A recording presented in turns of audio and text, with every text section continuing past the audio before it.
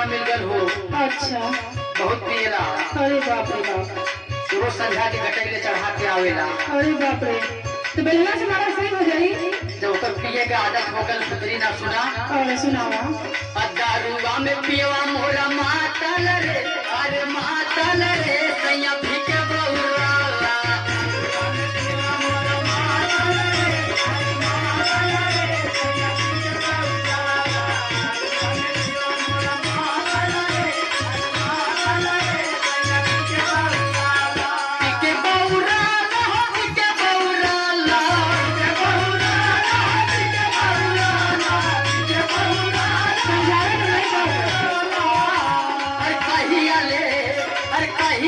पहनी सरिया फाटल हो, फाटल हो सैया फीके बहुरा।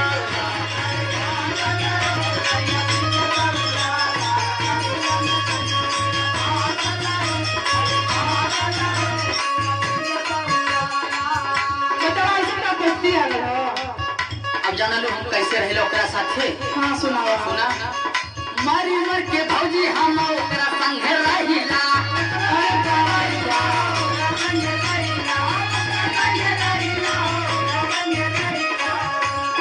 कहला पे कहे तोरे बाप के न पीला।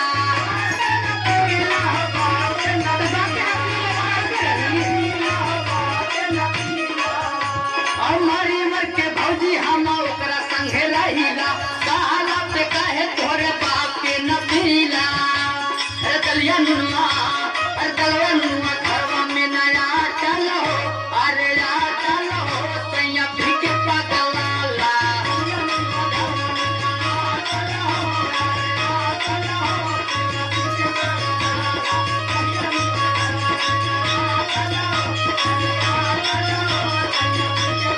अरे ना मत छोड़वा, तो काहे ना छोड़ी। अब का बताई कौने साइज हमार का शादी हो गई। सुना अरे तो बेलना हाँ ना से मार पड़ा दा। बेलना सुना जाए वाला सुना ना। सुनावा। आई संग ही चढ़ा जमान को भगाइल।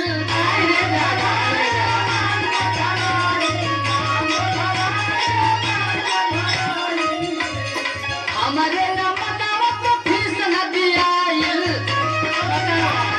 अभी लगा पढ़ाई में तो फीस कर दिया था। ऐसे ना आगे मेरे काम चला। आई संग ही चढ़ा जमान को भगाइल। हमारे न बतावत तो फीस न दियाइल।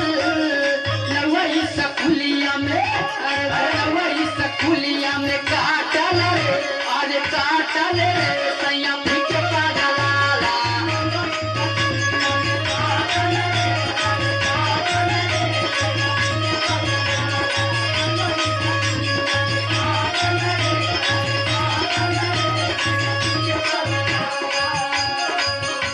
बतावा अगर ये हाल रही तो कैसे आगे जिंदगी गुजरता है। सुनो रुपी के का कहेला, कैसे बात करेला। अरे आवे जब चढ़ा के करे बड़ी बड़ी पत्तिया।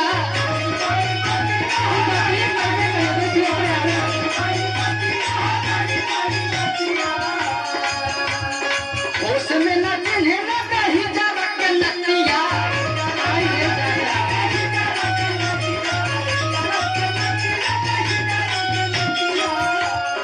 आवे जब चढ़ा के करे बड़ी बड़ी बत्तिया। होश में न चिन्हे न कहीं जावा के नतिया। अरे गुड्डू लहरी, अरे गुड्डू लहरी दूसरा से चा